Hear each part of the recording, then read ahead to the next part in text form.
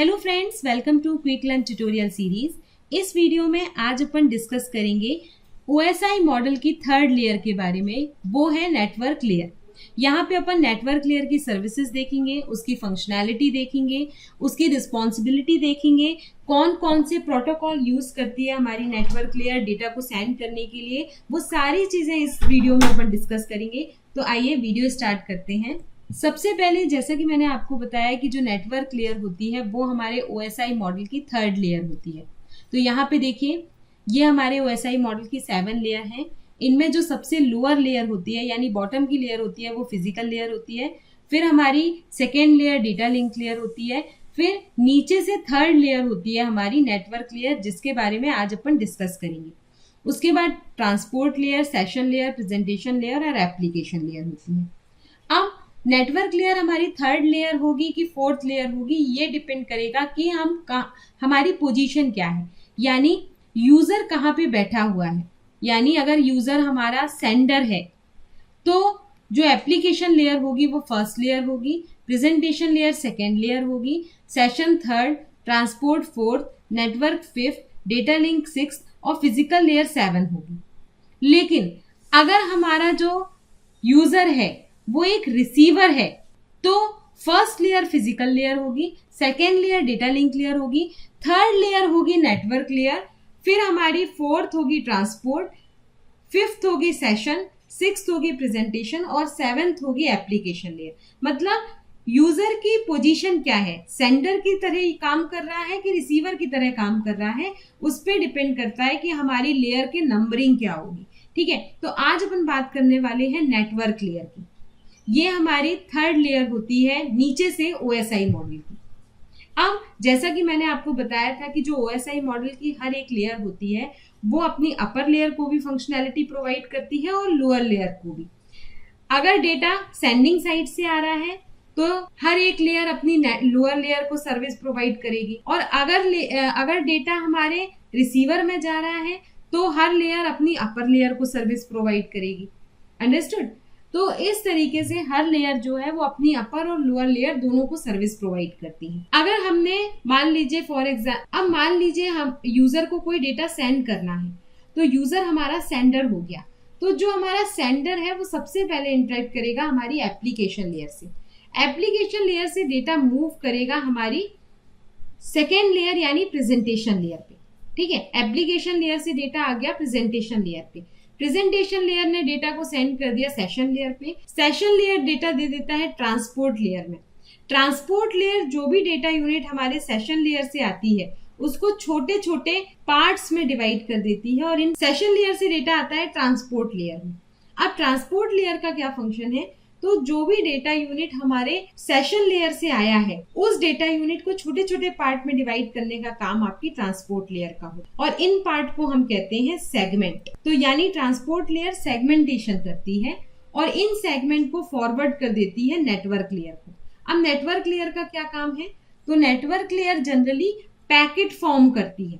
Packet form करने का काम होता है नेटवर्क लेयर का। अब ये पैकेट क्या कहलाते हैं वो मैं आपको आगे वीडियो में एक्सप्लेन करूंगी। ठीक है, अब ये पैकेट मूव करते हैं हमारी डेटा लिंक लेयर में। Data link layer in packets को चेंज कर देती है फ्रेम के फॉर्मेट में। ये फ्रेम कैसे बनता है, जहां पे मैंने आपको डेटा लिंक लेयर जिस वीडियो में एक्सप्लेन किए हैं वहां पे किया है, तो वो आप जरूर देखिएगा। उसके बाद ये फ्रेम जाते हैं हमारी फिजिकल लेयर में। फिजिकल लेयर जो भी डेटा यूनिट फ्रेम के फॉर्म में होता है उनको एनकोड करती है उस फॉर्मेट में जिस फॉर्मेट में वो उसको सेंड करती है फिजिकल ट्रांसमिशन मीडिया से। तो इस तरीके से हमारी लेयर्स काम करती हैं। अब हर लेयर का एक पर्टिकुलर फंक्शन है, यहाँ पे आप देख रहे हो। तो हमारी नेटवर्क लेयर का क्या फंक्शन है, नेटवर्क लेयर क्या रिस्पॉन्सिबिलिटी रखती है, वो आज अपन देखते हैं। तो नेटवर्क लेयर की सबसे पहली रिस्पॉन्सिबिलिटी है source to destination delivery of data packet. यानी एक नेटवर्क के एक डिवाइस से दूसरे नेटवर्क के दूसरे डिवाइस में डेटा को सक्सेसफुली सेंड करने की रिस्पॉन्सिबिलिटी आपकी नेटवर्क लेयर की होती है। फॉर एग्जाम्पल, मान लीजिए हमारे पास ये एक N1 नेटवर्क है, ये दूसरा नेटवर्क है हमारे पास नेटवर्क 2। इसी तरीके के हमारे इंटरनेट पे बहुत सारे नेटवर्क हैं ये हमारा नेटवर्क 3 है, ये नेटवर्क मान लीजिए हमारा 4 है, ये नेटवर्क है 5 नंबर का, ये नेटवर्क है 6 नंबर का। इनसे भी बहुत सारे नेटवर्क जो हैं वो बने हुए हैं, बहुत सारे नेटवर्क होते हैं हमारे इंटरनेट में। तो एक नेटवर्क के एक डिवाइस से दूसरे नेटवर्क के दूसरे डिवाइस में हमें मान लीजिए डेटा सेंड करना है, यानी A1 से हमें डेटा सेंड करना है। A1 हमारा सोर्स है, B1 हमारा डेस्टिनेशन हो गया। तो इस सोर्स से डेस्टिनेशन में डेटा सेंड करने की रिस्पॉन्सिबिलिटी आपकी किसकी होगी? वो होगी आपकी नेटवर्क लेयर की। लेकिन ये डेटा सोर्स से डेस्टिनेशन में जाएगा कैसे? डायरेक्टली तो नहीं चला जाएगा, तो उसके लिए क्या करना पड़ता है? उसके लिए हमें सोर्स से डेस्टिनेशन तक एक रूट डिफाइन करना पड़ता है, ठीक है। और इस रूट में हमारे पास बहुत सारे इंटरमीडिएट नोड्स होते हैं। जैसे यहाँ पे अगर आपको A1 से डेटा सेंड करना है तो आप डायरेक्टली B1 पे डेटा सेंड नहीं कर सकते, ठीक है। आपको क्या करना पड़ेगा? एक रूट फॉलो करना पड़ेगा, एक पाथ फॉलो करना पड़ेगा। तो फॉर एग्जाम्पल हमारे पास ये एक पाथ है, ठीक है। यहाँ से डेटा यहाँ जाएगा, R1 से होता हुआ, R2 से होता हुआ और B1 में। तो अगर इस पाथ को फॉलो करना है तो सबसे पहले A1 डेटा सेंड करेगा R1 को। ये R1 क्या है? ये R1 कहलाते हैं हमारे इंटरमीडिएट नोड्स। जैसे आपके राउटर, ब्रिज, गेटवे, ये सारे हमारे इंटरमीडिएट नोड्स हैं जिनकी हेल्प से हम डेटा को सोर्स से डेस्टिनेशन में ट्रांसफर करते हैं, ठीक है। और बहुत सारे नेटवर्क को कनेक्ट करते हैं आपस में। तो ये राउटर जो है वो हमारा इंटर नेटवर्किंग डिवाइस है। मोस्टली हम नेटवर्क लेयर के लिए राउटर का ही यूज करते हैं, ठीक है। तो डेटा सबसे पहले A1 से जाएगा R1 पे, राउटर 1 पे, फिर R1 जो है उसको सेंड करेगा R2 पे, फिर R2 उसको सेंड करेगा B1 पे। तो इस तरीके से डेटा हमारा मूव करता है। डेटा को A1 से R1 पे पहुंचाने की रिस्पॉन्सिबिलिटी ये किसकी है?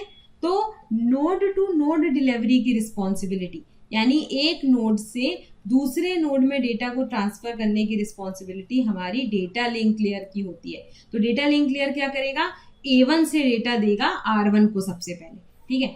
A1 से डेटा R1 को सेंड कर देगा।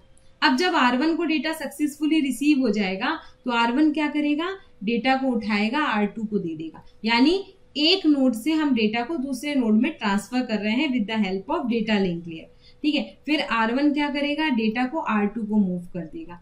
अब R2 में जब डेटा मिल जाएगा तो R2 जो है वो डेटा को दे देगा B1 में, तो R2 डेटा B1 में दे देगा। इस तरीके से A1 से डेटा B1 में, यानी सोर्स से डेटा डेस्टिनेशन में पहुंच जाएगा। तो सोर्स से डेस्टिनेशन डिलीवरी को हम होस्ट टू होस्ट डिलीवरी भी कहते हैं। एक डिवाइस से दूसरे डिवाइस में डेटा जाने को हम कहते हैं नोड टू नोड डिलीवरी। तो नोड टू नोड डिलीवरी का काम डेटा लिंक लेयर का होता है और होस्ट टू होस्ट डिलीवरी यानी सोर्स टू डेस्टिनेशन डिलीवरी का काम आपकी नेटवर्क लेयर का होता है। लेकिन डेटा को जब हम इस तरीके से मूव कर रहे हैं तो हमारे नेटवर्क को बहुत सारी रिस्पॉन्सिबिलिटी कैरी करनी पड़ती है। तो वो कौन सी रिस्पॉन्सिबिलिटी है? सबसे पहले हमारी नेटवर्क लेयर क्या करती है? फ्रेगमेंटेशन करती है। जो भी डेटा हमारी ट्रांसपोर्ट लेयर से हमारी नेटवर्क लेयर में आता है, तो ट्रांसपोर्ट लेयर मैंने अभी आपको बताया कि छोटे छोटे डेटा पैकेट बनाती है जिन्हें हम सेगमेंट कहते हैं। तो ट्रांसपोर्ट लेयर की रिस्पॉन्सिबिलिटी होती है अपर लेयर से जो भी डेटा आया, यानी सेशन लेयर से जो भी डेटा आया उसको छोटे छोटे सेगमेंट्स में डिवाइड कर लेना। अब इन सेगमेंट्स को दे देती है नेटवर्क लेयर को। अब नेटवर्क लेयर क्या करती है? तो जो भी सेगमेंट हमारी अपर लेयर से आता है उसमें उसके हेडर में आईपी एड्रेस कनेक्ट कर देती है सोर्स और डेस्टिनेशन का। यहाँ पे देखिए लिखा है नेटवर्क लेयर क्या करती है? लॉजिकल एड्रेसिंग करती है। लॉजिकल एड्रेस मतलब लॉजिकल एड्रेस होते हैं हमारे हर डिवाइस के आईपी एड्रेस। हर डिवाइस का एक यूनिक आईपी एड्रेस होता है, तो उस एड्रेस को अटैच करने का काम हेडर में करती है हमारी नेटवर्क लेयर। तो यहाँ पे सोर्स आईपी एड्रेस कनेक्ट करेगी और डेस्टिनेशन आईपी एड्रेस, मतलब कहाँ से डेटा आया है और कहाँ पे डेटा को जाना है, उन दोनों के आईपी एड्रेस हमारी सेगमेंट में अटैच कर देती है हमारी नेटवर्क लेयर, ठीक है। अब ये अटैच करती है किस पोर्शन में? ये कहलाता है हमारा हेडर का पोर्शन। ये जो आईपी एड्रेस होते हैं वो आपने सुना होगा इंटर नेटवर्किंग प्रोटोकॉल वाले एड्रेसेस होते हैं। ये 32 बिट के एड्रेस होते हैं। अब ये जो आईपी एड्रेस होते हैं वो दो चीजों से मिलके बने होते हैं। एक होती है आपकी नेटवर्क आईडी और दूसरी होती है आपकी होस्ट आईडी। ठीक है, तो इन दोनों चीजों से मिलके बने होते हैं हमारे आईपी एड्रेसेस। तो सोर्स और डेस्टिनेशन का आईपी एड्रेस कनेक्ट करने की रिस्पॉन्सिबिलिटी आपके नेटवर्क लेयर की होती है, और नेटवर्क लेयर उन्हें कहाँ ऐड करती है, तो जो भी डेटा सेगमेंट अपर लेयर से आता है उनके हेडर में, और ये जो कंप्लीट बन जाता है उसको हम कहते हैं पैकेट।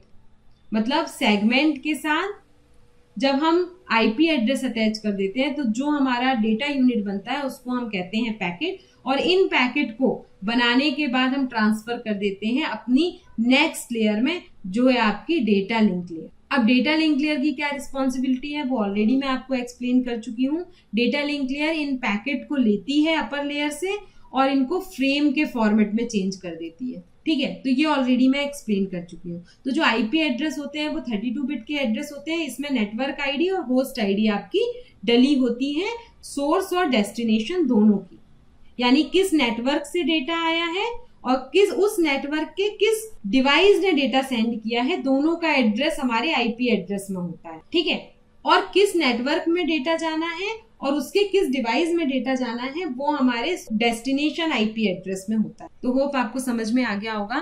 तो ये लॉजिकल एड्रेसिंग करने का काम हमारी नेटवर्क लेयर का होता है, और जब लॉजिकल एड्रेस हमारे सेगमेंट से अटैच हो जाते हैं तो वो कहलाता है फ्रेगमेंटेशन। तो इसको कहते हैं फ्रेगमेंटेशन। ठीक है, नेक्स्ट रिस्पॉन्सिबिलिटी है हमारी नेटवर्क लेयर की राउटिंग करना। राउटिंग करना मतलब जैसे कि आप जानते हो कि जब आप गूगल मैप ओपन करके कहीं जाते हो तो गूगल क्या करता है, एक शॉर्टेस्ट पाथ, एक फास्टेस्ट पाथ जो है वो आपको फाइंड करके देता है। तो इसी तरीके से जब भी हम डेटा पैकेट को एक नेटवर्क से दूसरे नेटवर्क में सेंड करते हैं तो भी उसके पास जाने के लिए, डेटा पैकेट को ट्रेवल करने के लिए बहुत से पाथ अवेलेबल होते हैं, क्योंकि हमारे इंटर नेटवर्क में बहुत सारे नेटवर्क जो है वो हमारे राउटर वगैरह से कनेक्ट होते हैं। ठीक है, तो बहुत सारे पाथ होने के कारण हमारा जो नेटवर्क लेयर है वो अपने प्रोटोकॉल की हेल्प से बेस्ट पाथ को चूज करती है सेंडर और रिसीवर के बीच में, और उससे डेटा पैकेट को सेंड करती है। तो राउटिंग क्या कहलाती है? राउटिंग कहलाती है कि अगर हमारे पास बहुत सारे पाथ अवेलेबल है सोर्स से डेस्टिनेशन में जाने के लिए, तो एक बेस्ट पाथ को चूज करके अपने डेटा पैकेट्स को सोर्स से डेस्टिनेशन में भेजने का काम कहलाता है राउटिंग। ठीक है, इसके लिए हमारी नेटवर्क लेयर को बहुत सारे प्रोटोकॉल की जरूरत होती है। वो प्रोटोकॉल हैं आपके जैसे कि path vector, distance vector routing, link state routing, ये सारे हमारे राउटिंग प्रोटोकॉल्स कहलाते हैं। ठीक है, आगे मैं आपको वीडियो में हर प्रोटोकॉल के बारे में एक्सप्लेन करूंगी। यहाँ बस आप इतना जान लीजिए कि जैसे अगर आपको एक डिवाइस से दूसरे डिवाइस में डेटा सेंड करना है तो उसके लिए शॉर्टेस्ट और सबसे कम ट्रैफिक वाला पाथ चूज करने की रिस्पॉन्सिबिलिटी आपकी नेटवर्क लेयर की होती है।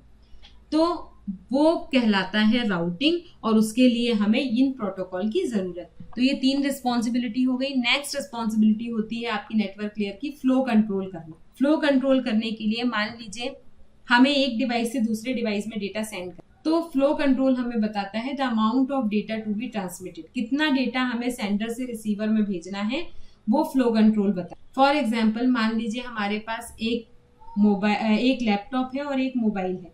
लैपटॉप की कैपेबिलिटी है 100 MBPS डेटा सेंड करने की, मोबाइल की कैपेबिलिटी है 10 MBPS डेटा को रिसीव करने की। तो क्या होगा, हमारा जो लैपटॉप है वो बहुत हाई स्पीड से डेटा जो है वो सेंड करता जाएगा, बहुत ज्यादा डेटा सेंड करेगा।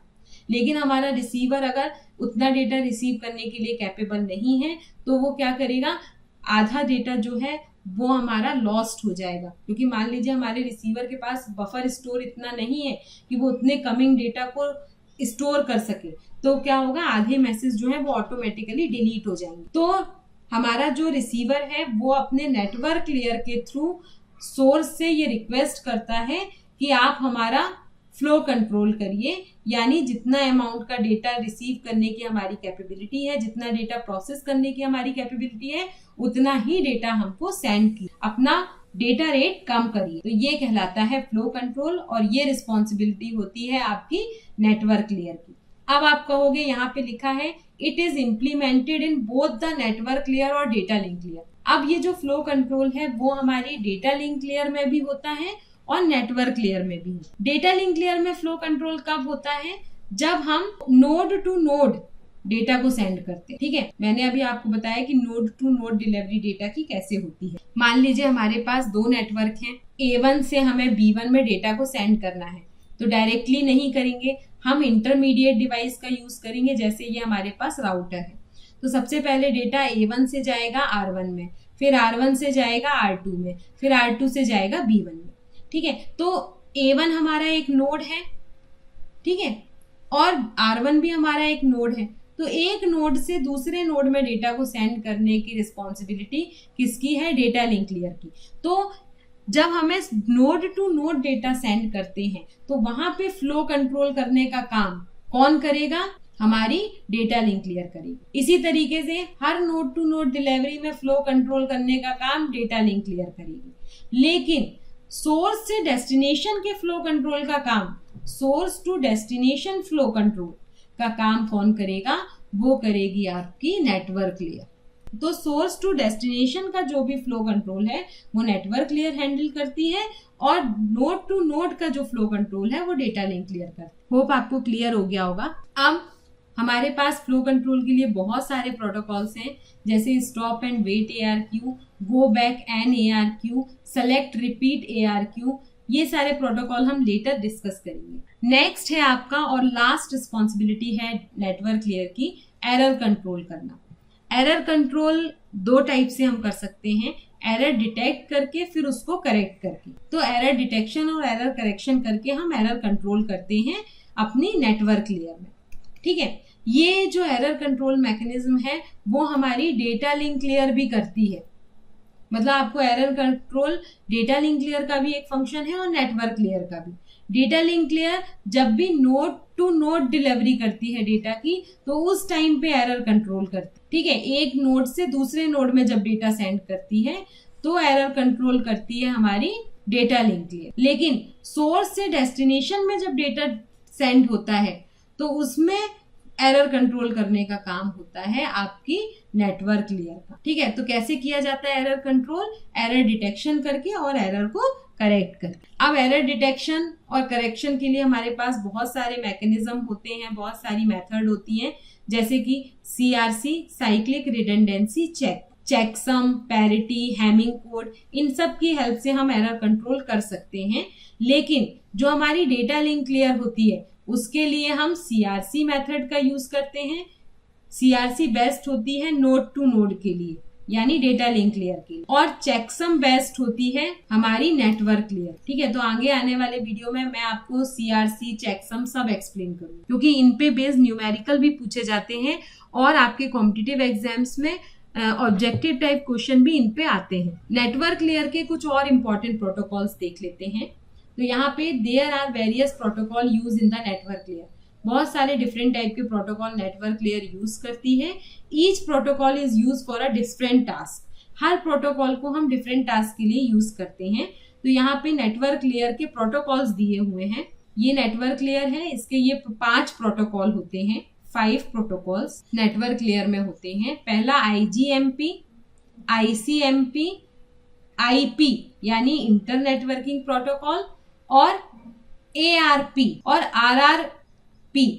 तो ये 5 प्रोटोकॉल हैं जिनकी हेल्प से हम डेटा को सेंड करते हैं सोर्स से डेस्टिनेशन में with the help of network layer. तो होप आपको वीडियो समझ में आया होगा, वीडियो अच्छा लगा होगा।